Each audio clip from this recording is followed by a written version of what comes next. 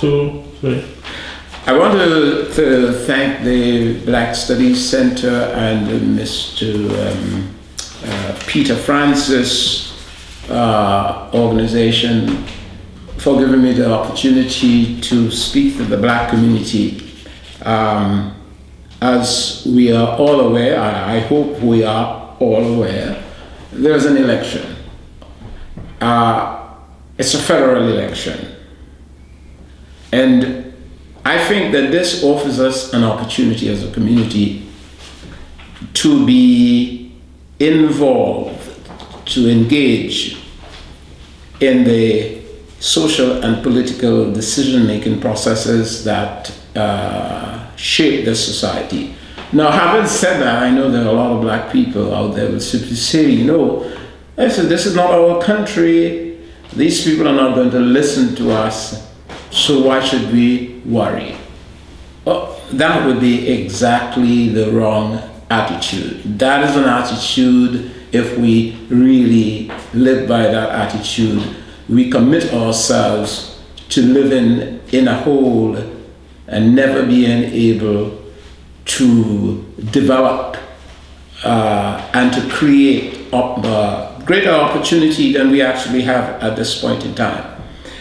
So my suggestion is that, take into consideration the size of our population. We have a population in Quebec of around 190,000 Black people living in Quebec as per Canada, the census definition of Blackness.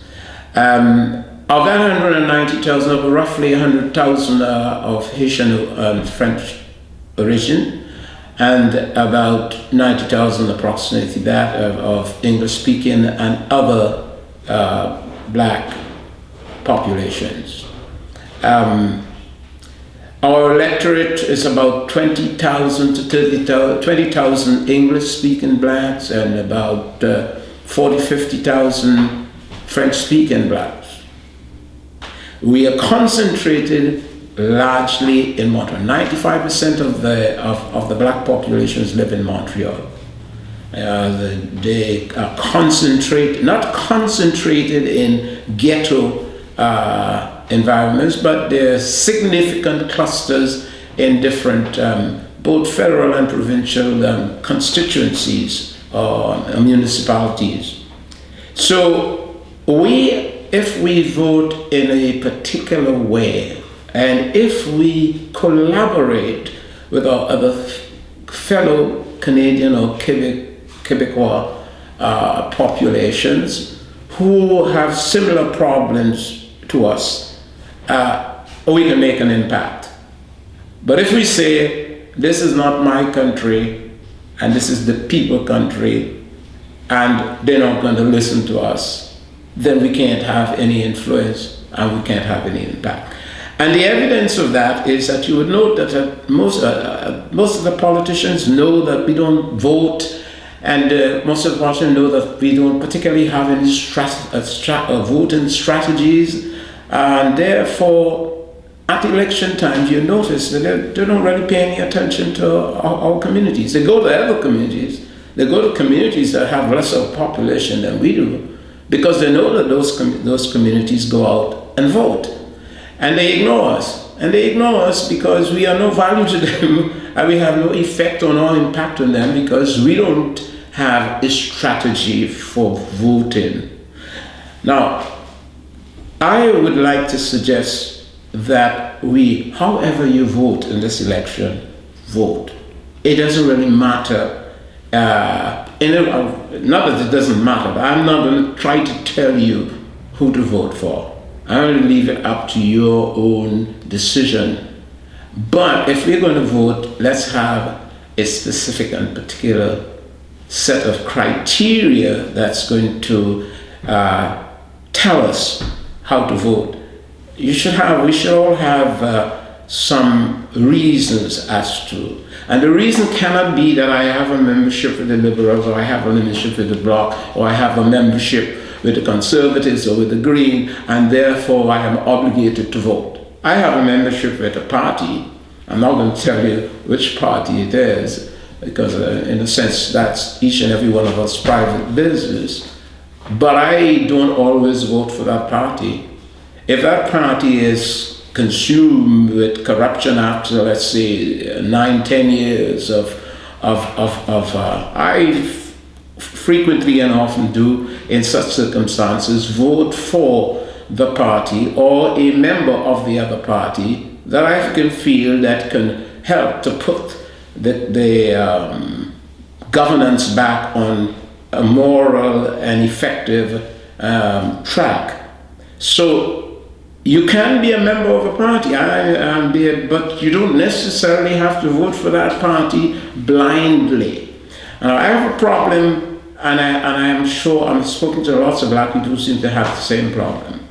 Our politicians seem to think, not just black people, but Canadians in general, the voting Canadian publics, they seem to think that we have the impression that the politicians think that we are stupid, that we don't have the capacity to think through things.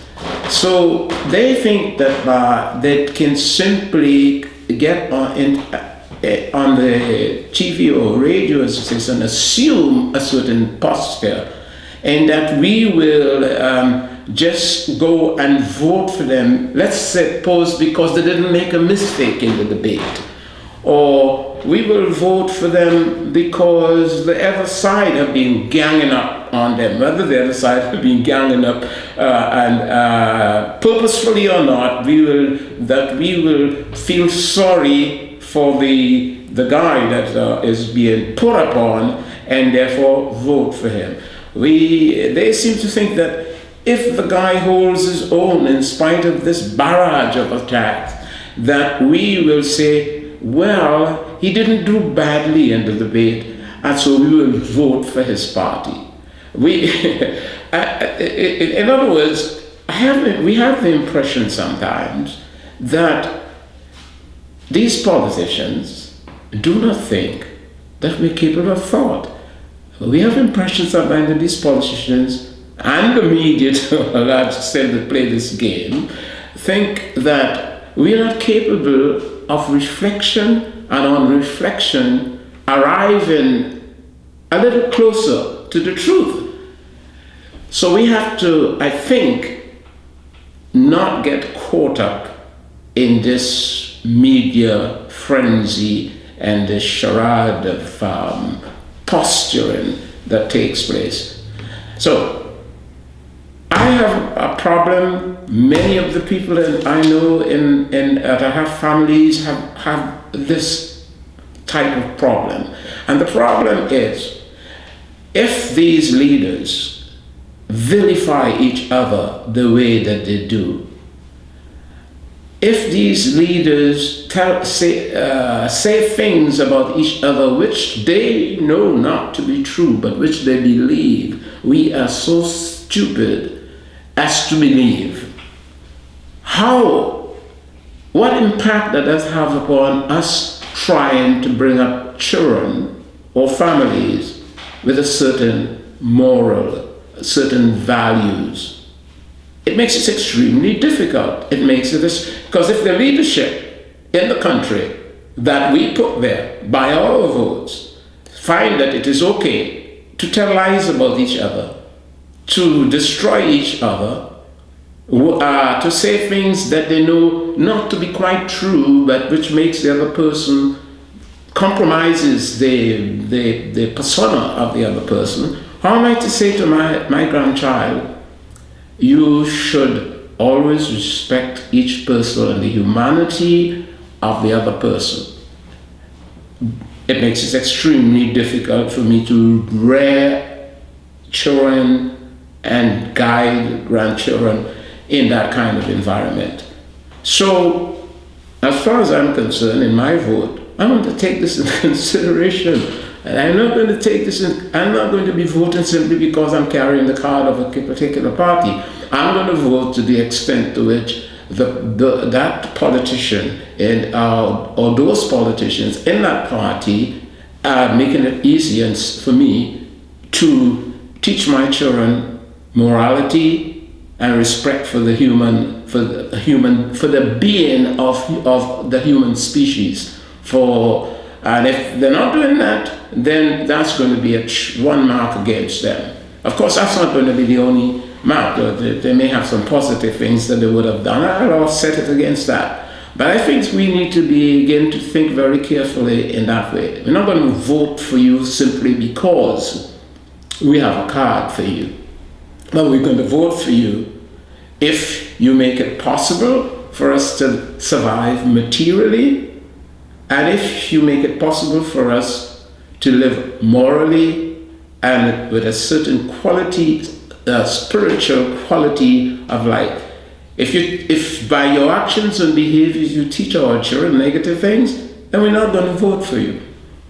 So I'm saying to you as the black population, not just to talk to yourselves as black people, but even to talk to your neighbors. We don't live in ghettos, and right to the right and left of you have Chinese and Greek and Italian and English of the old English stock. You have French people living next to you. Talk to them, talk to your neighbors. Have this kind of discourse in which we punish those politicians that are dishonest and who vilify and who teach our children not to have respect for each other and with other human beings, and saying everything is fair in war and politics. No, that is not acceptable.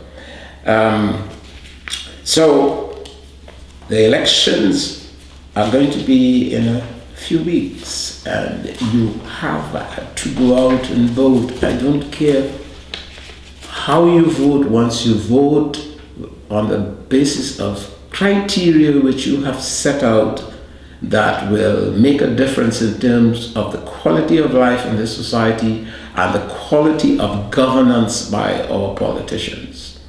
Thank you.